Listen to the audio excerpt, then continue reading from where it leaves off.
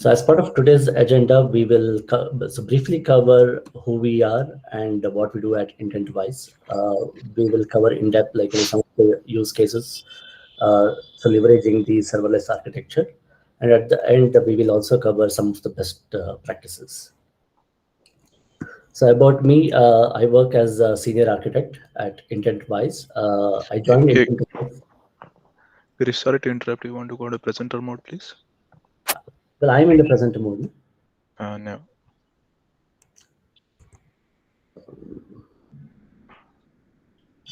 Well, I'm in the present mode. I see the slides on the left side. I don't know how to control that. You are in the presenter mode. You clicked on this class here. That one, yeah. Yeah, I did. Bit strange actually. The slides go away. Okay, all right, go ahead. Sure. Okay. So let me start it again. So about me, my name is Girish. I work as a senior architect at IntentWise. I joined IntentWise in the year 2017. Prior to joining IntentWise, I worked as a lead engineer at Orbitz and Expedia, and before that, I worked for eBay and Mindtree. I have around 18 plus years of experience in the technology space and worked in various architectures like microservices, REST, and SOA in the past. Raghavendra, would you like to introduce yourself? Yeah.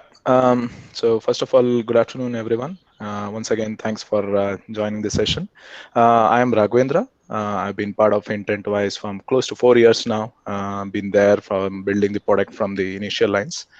Prior to this, like Girish mentioned, I worked with him in Expedia and Mindtree as well. And I also worked in Toyota. So I've actually worked on various distributed applications, related to the cloud.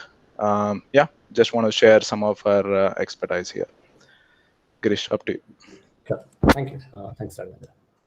Well, IntentWise is a startup which was founded in the year 2016 by Srinath Reddy and Raghu Kashyap, who had a deep expertise in the advertising technology and data science.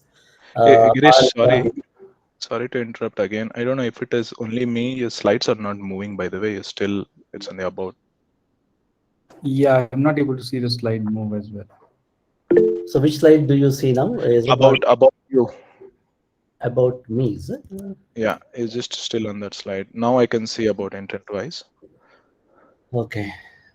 So let me just use If you want, I can present Girish. No, that's fine, Raghavendra. I think let's continue the way it is. Okay. That should be fine.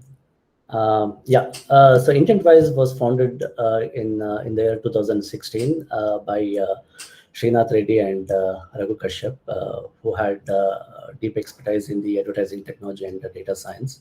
Our headquarters is in Chicago, and the majority of our team is in India. We also have folks working out of Ukraine and South America.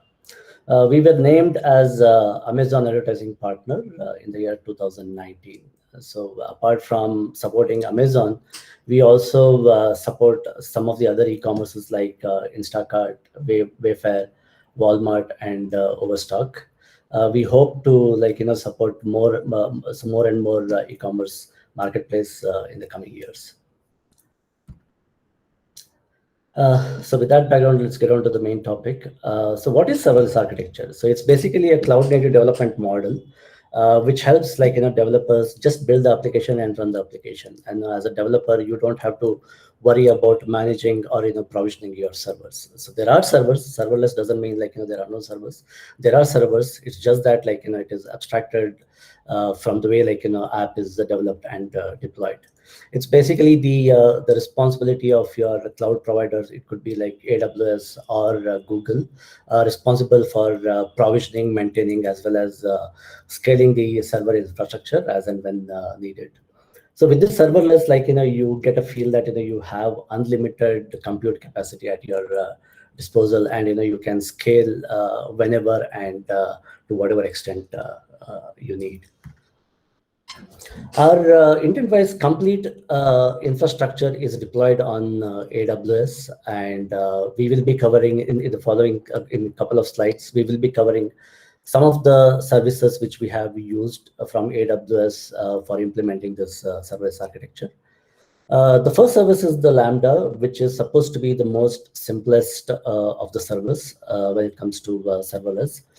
If any of you are thinking like to adopt serverless, I strongly suggest that you should start with Lambda as your first service. It's very easy to develop your code and deploy, and without having to worry about provisioning or managing any of your services. It's the AWS who will take care of managing the runtime environment for your code. However, there are limitations. It has a very limited programming languages support, like Java, Node.js, Ruby, Python, and .NET. And another limitation is it can run for maximum 15 minutes. If your requirement is to use any of the other programming languages than the ones which is deployed over here, and your requirement is to run more than 15 minutes, then the second service, Fargate, is the one for you. Fargate basically runs your Docker or Kubernetes containers whenever needed, without you having to manage any of the servers again. So as a developers, your only responsibility is develop the code, create image, and upload it to the image repository. And Fargate will invoke those Docker containers whenever an appropriate event occurs on the system. As mentioned earlier, there is absolutely no limitation on the programming languages, and there is no limit on the time of execution of these services. So other services are like step function. A step function is basically a workflow engine, which basically helps you to orchestrate communication between various services. It basically orchestrate communication between your various services. It has inbuilt provisions for error handling, retries, parallelism. You can make use of that. The next service is the API gateway. Like any other API gateway, this service actually helps expose your internal services as the public APIs. It has inbuilt features like request and response transformation, security, and throttling. SNS is nothing but the simple notification service. It's a topic service. It helps for multiple subscription. CloudWatch, again, it's a service where it has two main functionalities. One is it helps you to visualize all the logs for all your services. And second thing is it has a very cool inbuilt scheduler, which can be leveraged to invoke any of your internal services defined by cron expressions. Next is the secret manager. We use this for managing the database secrets like username and password, and also third-party tokens for accessing the third-party APIs. So this is the high-level architecture. We have represented the components which are needed only for today's discussion. The first component is the data downloader. Data downloader's responsibility is to download customers' account specific advertising structural data as well as performance metrics on a daily basis. At the moment, we have two versions of them. One is EC2 and Fargate. We will be covering in the following slides. And once the data is downloaded, the data is stored in the Amazon RDS. Recommendation engine is built on the serverless infrastructure. The responsibility is to recommend lots and lots of keywords and bid recommendations depending on the customer's performance data. Then we have automation engine. It helps customers to automate some of the repetitive tasks, which is again built on the serverless infrastructure. And as you know, as you see, these serverless services can be invoked either through the CloudWatch or through the data download. It can be integrated with any other systems easily.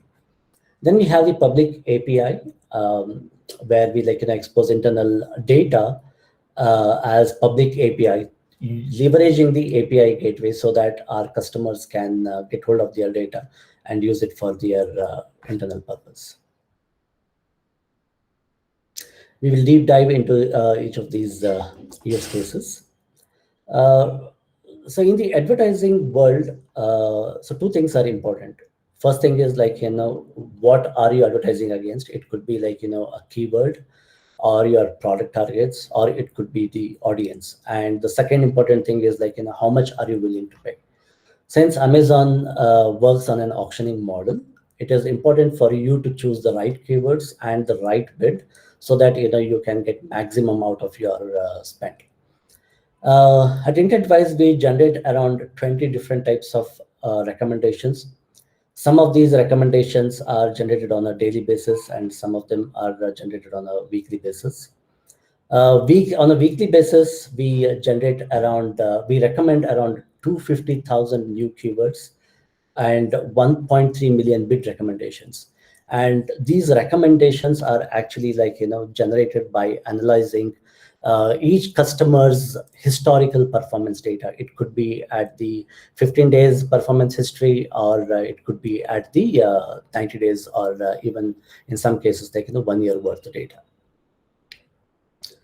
So here's a simple architecture. So once a data downloader downloads the data from Amazon using the Amazon Advertising API, it just posts an event to the SNS topic saying that, hey, I'm done with the data download. And since SNS supports multiple subscription, one type of subscribers are the recommendation event generators. So the responsibility of these recommendation event generators is like, one, like, what type of recommendation to generate, and for which accounts to generate. And for each of those combinations, it posts an event to the SNS topic. And here we have like, multiple SNS topic for each specific recommendations. And these events are listened by the recommendation generators, which are again lambdas, and they know exactly like, how to generate the recommendation and for which account. And once the recommendations are generated, they just store it in the Amazon RDS.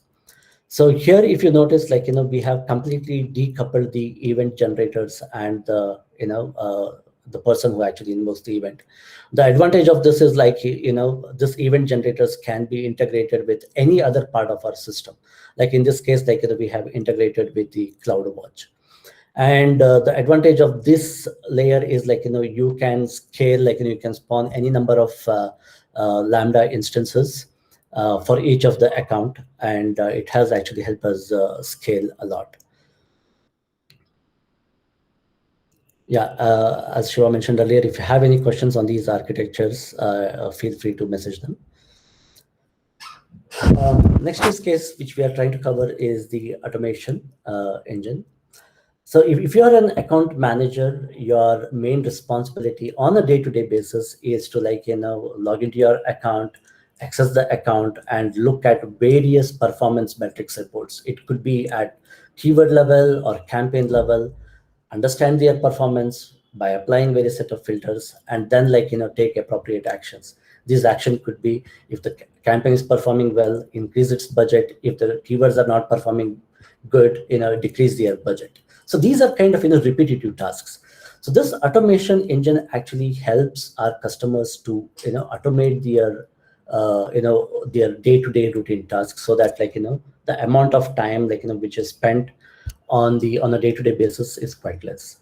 So when you are defining a rule, you basically tell, okay, which is your target, whether it's keywords or a campaigns, and what type of action do you want to take? Whether do you want to change the bid, or you want to or change the status of your keywords.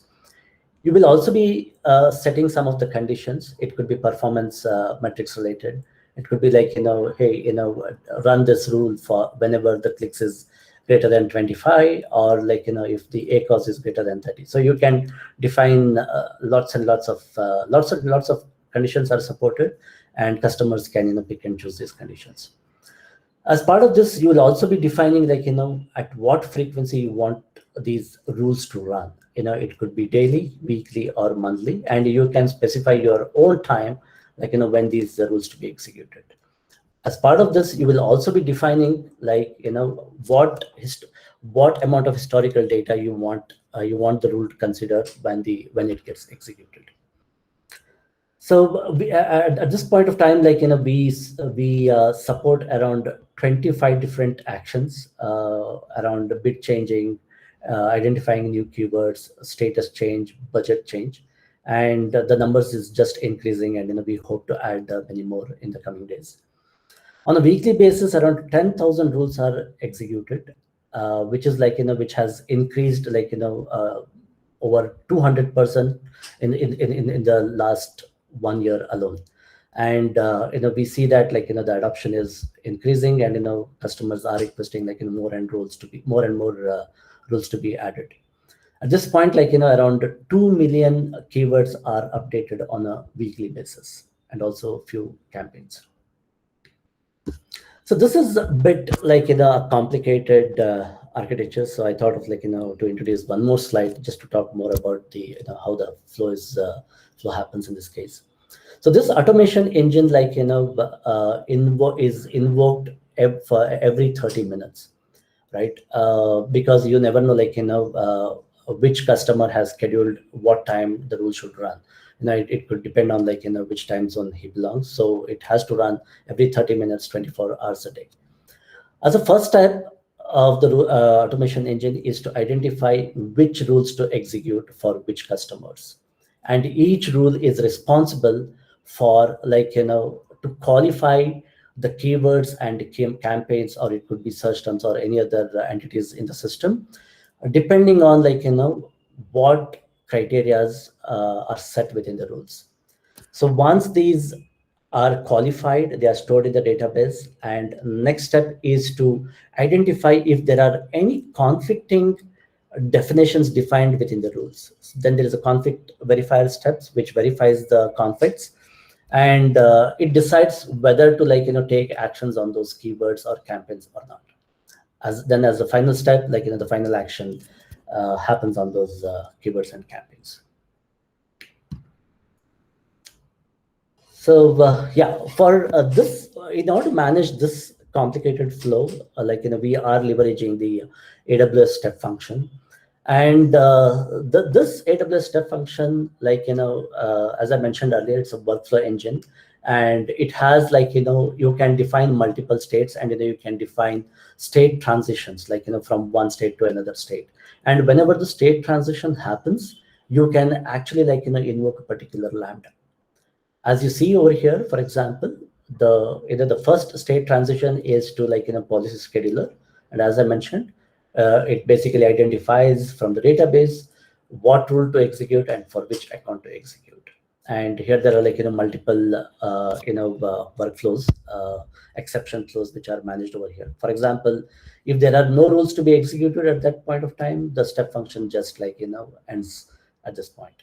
And then there are like retry mechanisms over here, and also like there is one lambda which waits for all these rules to execute, and then finally sends out one notification to the either through email or Slack channel, indicating that only if there are any failures, indicating that there is a rule failed, and so that like the support team can take appropriate action at this point.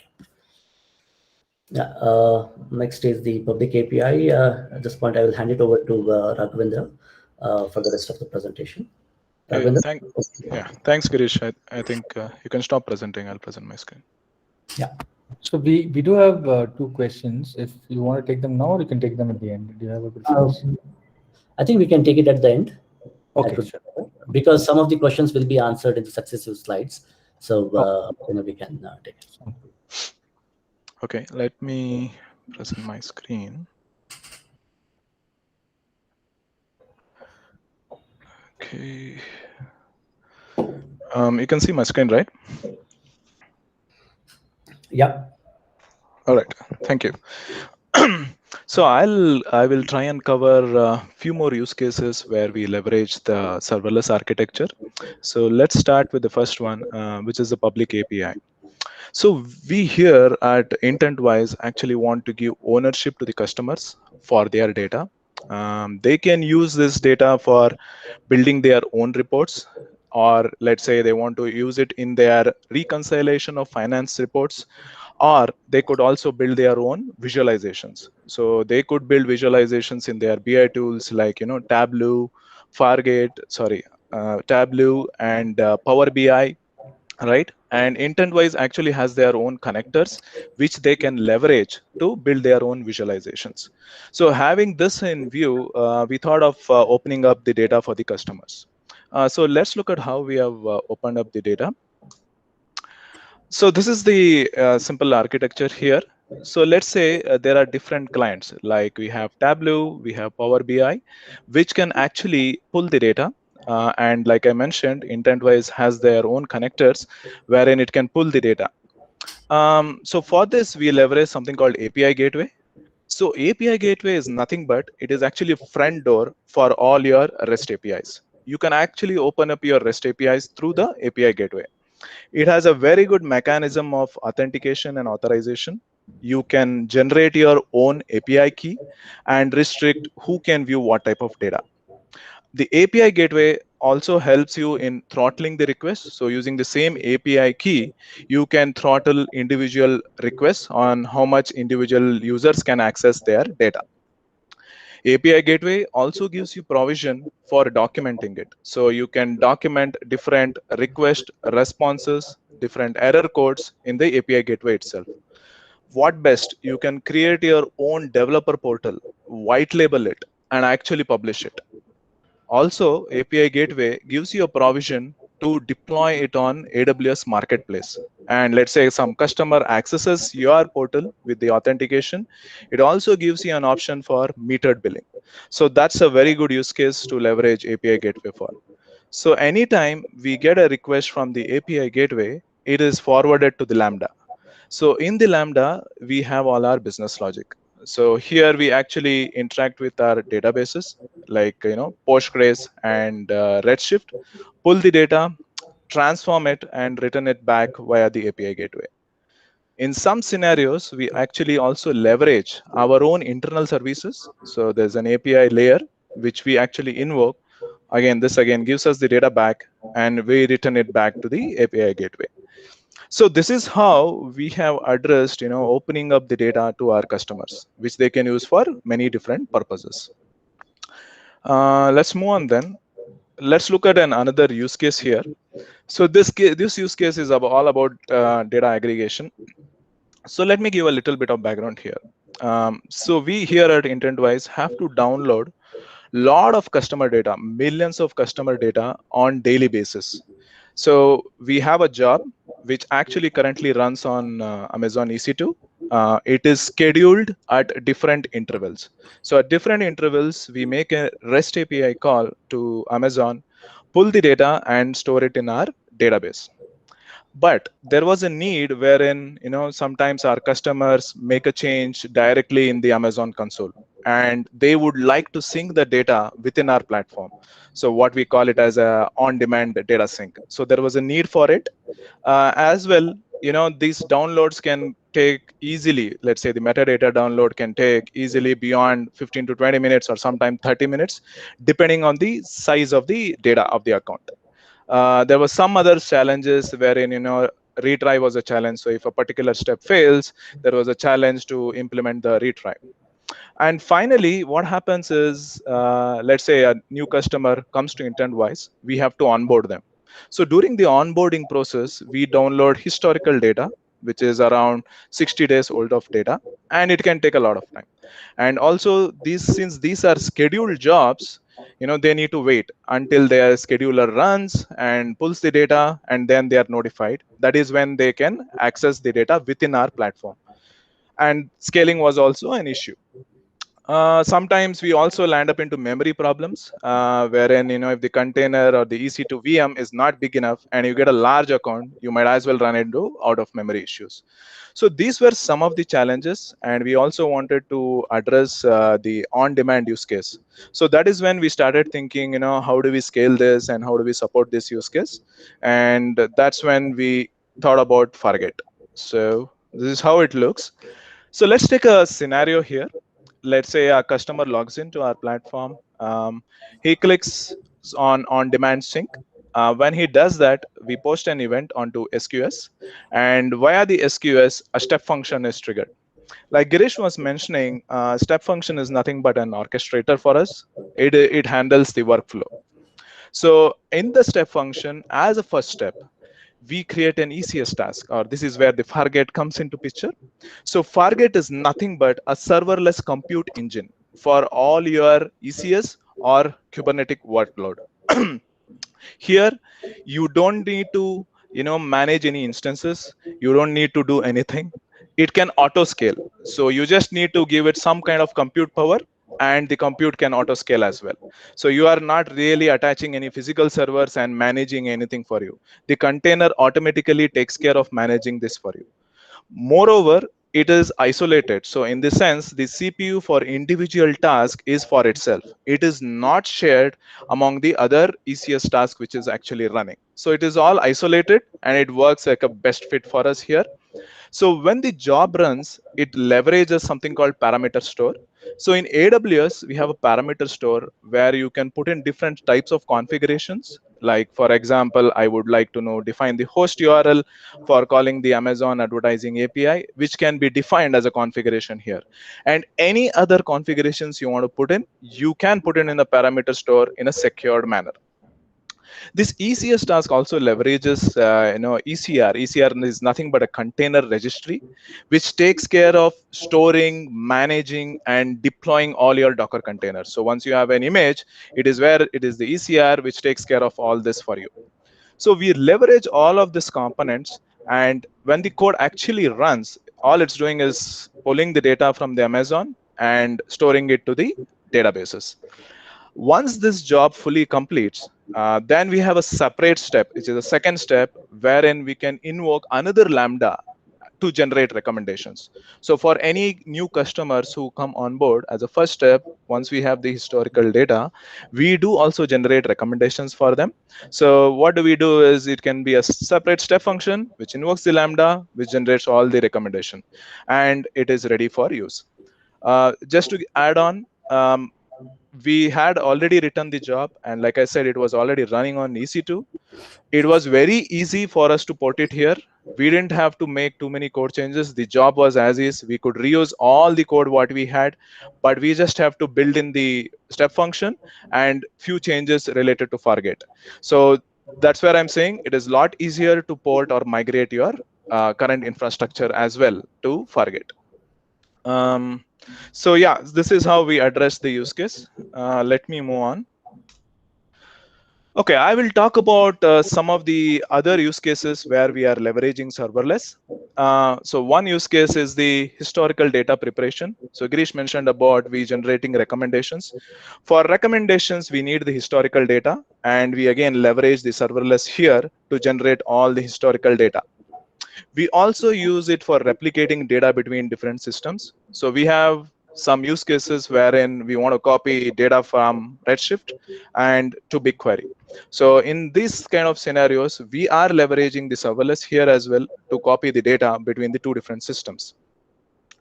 Customer engagement emails. So on a weekly basis, we do send emails to customers giving information about their account performance. So for this, we again leverage the serverless, which takes care of sending the customer engagement emails. And we use it for many other emails, ad hoc jobs, and Slack notifications. So it's as simple as you can write a simple Lambda and schedule it. It will do the job for you.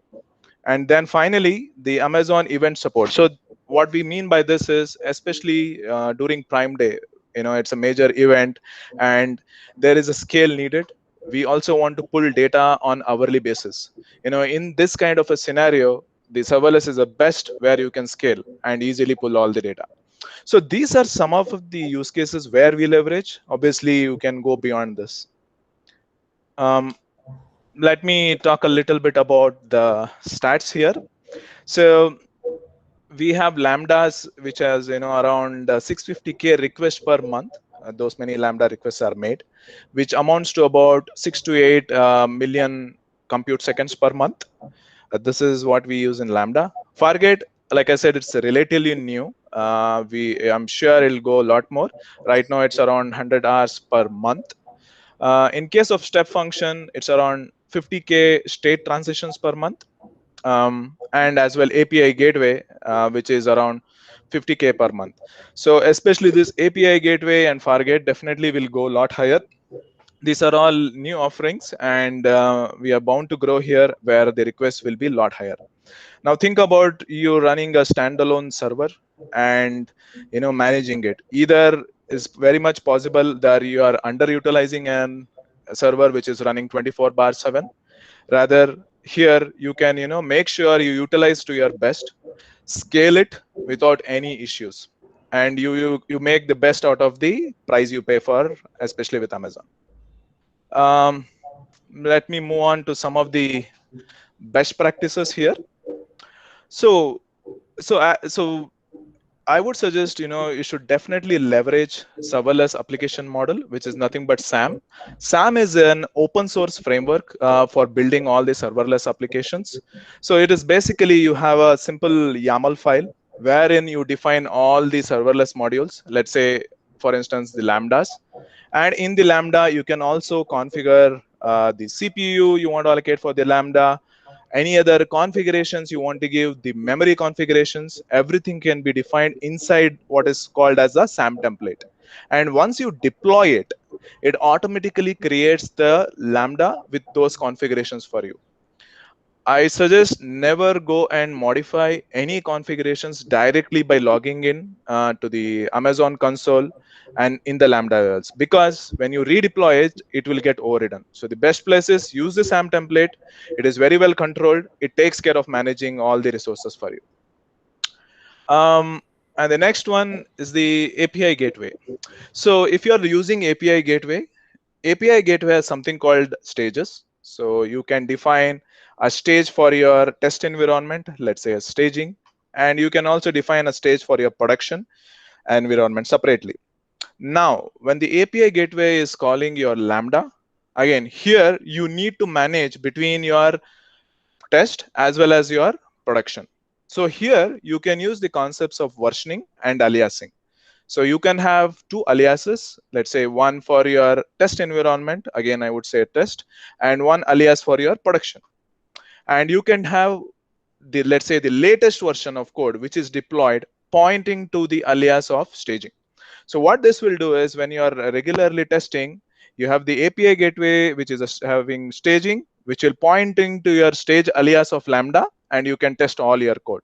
And when you are ready for a production deployment, create a new version.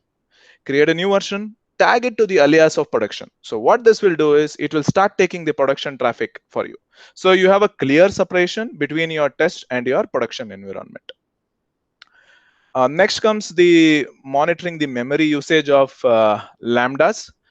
So it is always possible that initially you over allocate the memory for the Lambda. So keep an eye on it. You can always reduce the memory configuration. You don't have to use up so much of memory, and the charge is based on the memory which you configure as well. So the best thing is to keep an eye on it and configure the appropriate memory.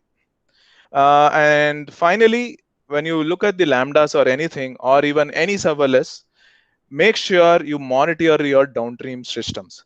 See, if your downstream systems are not able to scale with your Lambdas, right? So you are going to have a problem, right? So you need to make sure you monitor your downstream system and appropriately throttle the concurrency of the Lambdas, right? So right now you also can consider things like Aurora, which is if you're sticking with AWS, which has provisions for serverless. There's DynamoDB, which also gives you provision now for serverless, even at the database levels. So you can consider those things as well.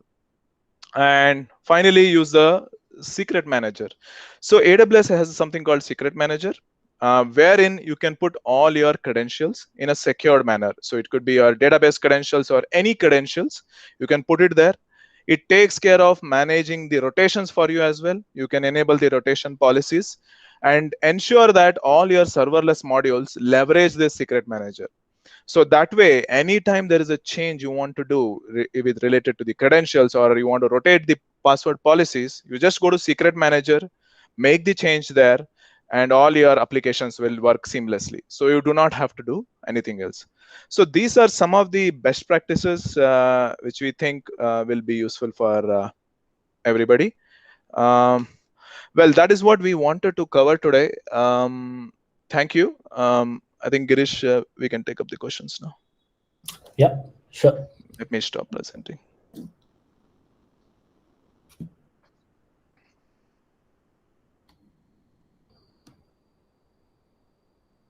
Somebody had a question, right, earlier. If the questions are not answered by Raghavendra, you can scan. Yeah, if you can just click on activities and then go to Q&A, you'll see the 2 questions. If there are any others, please click on bottom right. You'll see some triangle, square sort of a thing. Just click that and then go to questions, and please add your questions. Yeah? Thank you. So, okay, Q&A. Let me go here. So the first question is, what advantages does Fargate have versus Elastic Kubernetes servers? Ravindra, you want to take it up? Yeah, sure. I can give some insights here. So one thing is we don't use Kubernetes at this point of time. We are more leveraged on the Docker containers. See, the Fargate is not specific to Kubernetes. Fargate, you can use Docker as well as Kubernetes.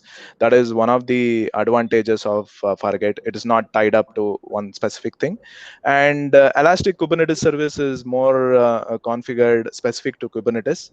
One of the challenges which I know a little bit about this is, it is hard in terms of configurations. It's a bit more advanced and complicated to use EKS for configuring your Kubernetes. But when you consider the Fargate, it is a lot more easier. And like I mentioned, it was very easy for us to port and manage here in case of the Fargate. That is what I would like to say at this point of time. But like I said, we have not used Kubernetes, so maybe there is a lot more to it. We can do some research and get back to you on that.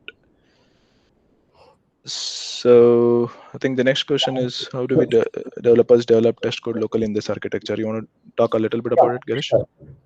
Well, actually, AWS has many tools, and one of the tool is the SAM local. It basically helps you to spin off the complete Lambda environment which are needed at the runtime. And using this SAM local, you guys can test the Lambdas at on your local system. But however, we haven't tried the SAM local at this point.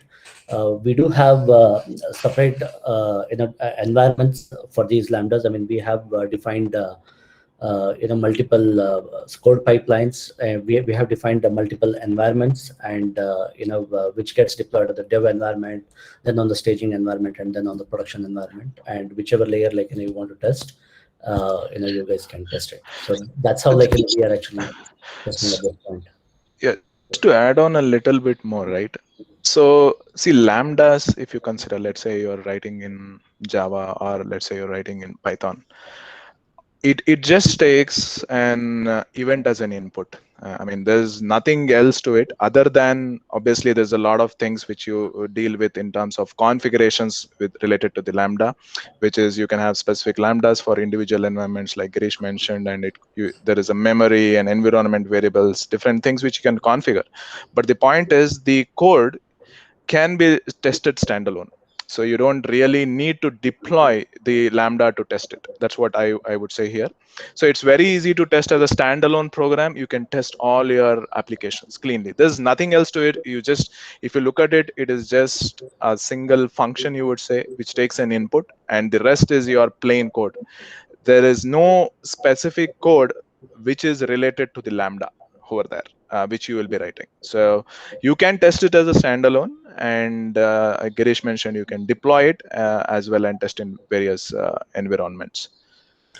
Yeah, and you can write unit test cases around it, and it has a cool SDK, with which you can define the complete context, the Lambda context, and you can just pass it to the Lambda function, and it takes care of execution even on the local. And the third question is like, do AWS step functions communicate with each other, or do they only execute and die? Well, actually, I think they can. For example, like, let's, I mean, at least like in our case, like, we have just our step functions are quite independent of each other. We don't have the need to communicate them. But like, having said that, like, you can invoke these step functions like, through anyway, like, you can programmatically invoke them, or you can also invoke through the integration with the SNS events. Let's say you have a need, you have one step function. From your one step function, you can easily post an event to the SNS, which can be like, used to trigger your another step function. And of course, like, you can pass whatever input is required from one step function to another function. Yeah, I mean, once the execution is complete, like, they just die, and you pay for, as long as a particular state is alive. Yeah. And you would be seeing, we are more talking in terms of AWS because we leverage that, and this is how it works here. Obviously, if you use different cloud providers, there it is going to be a lot different in terms of serverless. Every cloud provider nowadays has something for serverless, so it is probably slightly different over there. Yeah. So these, like, the either is Lambda or Fargate or step functions, like, it can integrate with any other services out there.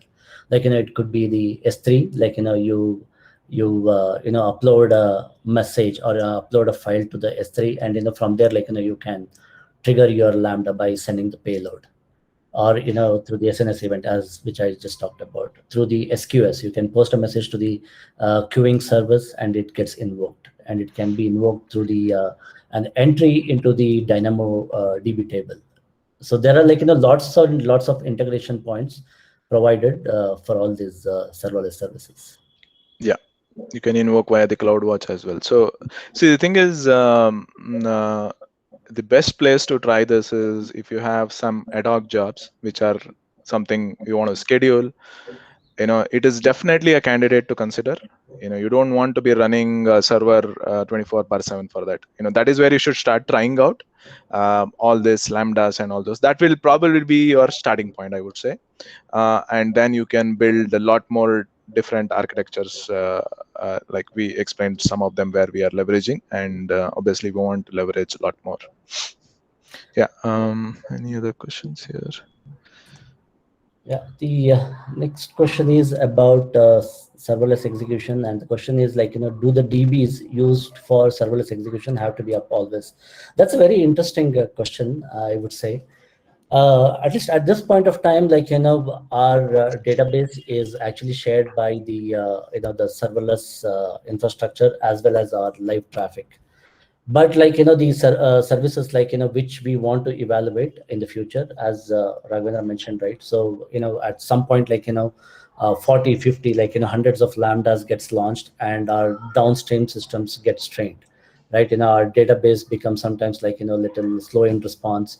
And what we so one aspect what we are considering is the, like, Aurora kind of service, like, which runs in a serverless mode, and you can spin off an serverless Aurora instance and drive all your traffic to the drive all your serverless traffic to these Aurora services, and that way, like, you don't impact your live traffic with the customers.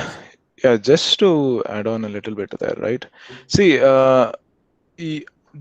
if you are leveraging this, one second, where's the video? Yeah, if you are leveraging this, at least the knowledge, I can tell you the database level, you don't really want to shutting down and bringing it up, because that's the whole point of serverless here. So what will happen is, based on your load, it will scale up for you. Even the database level, if you read about Aurora, that's how it works.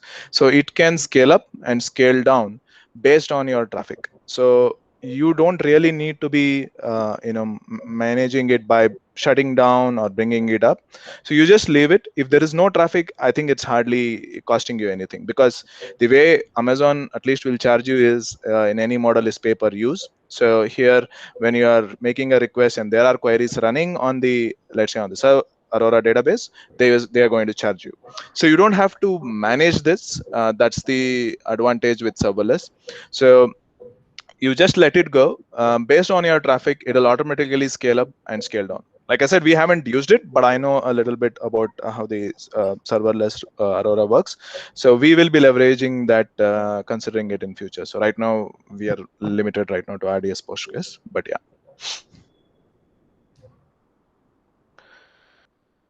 Okay, is there any other questions or?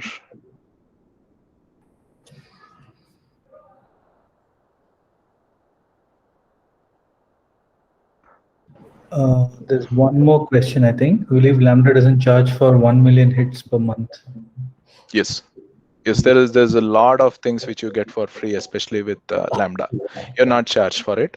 Every month you're not charged for it. And if you cross beyond that, okay, that is when you will get the charge for it. See, I can tell you, like I showed you the stats around 65K and so many. We hardly get I think $50, Girish. No, Beyond that, probably it has increased, I guess. 50 to 100 right now, probably. For a very long time, like Yeah, we were on free. We were on free. Now it has increased because we are using a lot more. So on that we get, but I would say yes. Initially, that is always free. This is where you get the advantage of serverless, especially. See, and also like if you are using like Fargate or anything, right? You can use spot instances. So there is a scaling options where you can configure spot instances, and people who know about AWS and spot instances, they are very cheap. They come at a very cheap price, having discounts varying from 60 to 70% compared to on demand, and you can leverage that. And if you have and with Fargate, since it auto manages it for you, you don't need to worry at all, because if it goes down, it knows it can bring it up. And you can use this in EMR and in many other places where you can also configure let's say you're running a Presto or a Spark kind of a job. You can leverage all of these things, and you can configure spot instances with auto scaling, which will take care. Let's say the spot instances goes down for some reason, the auto scaling will manage it for you in bringing the instance up. So you can run on a very large instance of machine and pay very low price. Those are some of the advantages you will get if you are even leveraging container like Fargate. So one additional point, see, nowadays, like, we see that, I mean, many people are actually, using the live traffic, and they drive the live traffic through the Lambda infrastructure. Like, whenever an API request is made, like, you through the live customer, okay, we are not talking about the public API in our case, but even like, customer is interacting on a live, on your application, every API request is actually served through the Lambdas. However, at this point, like, we are not comfortable with that. But there are like, I mean, the fact that like, okay, when the request is made, your Lambda has to be like, warm. If not, like, it takes its own time to like, initialize all the dependent services. So at this point, like, we are not comfortable with that. But however, like, people are actually leveraging to serve their live traffic too. Yeah, and you don't want too many heavy things running on a Lambda. Using Spring Boot big applications, I think it's not recommended there. Try to use interpreted languages, probably like Python will help, or even Java is fine, but as long as you have native things. You can leverage this more on heavy things on a container like Fargate or anything, where you can have heavy codes which can give you more compute power and can run for a long time. Like, there's a limitation with Lambda of 15 minutes. 15 minutes itself is quite high, but initially it was 5 minutes, just so you know. And Amazon has increased to 15 minutes lately. So yeah, that is something to keep in mind. Okay. Any other questions? Maybe one more if anyone has.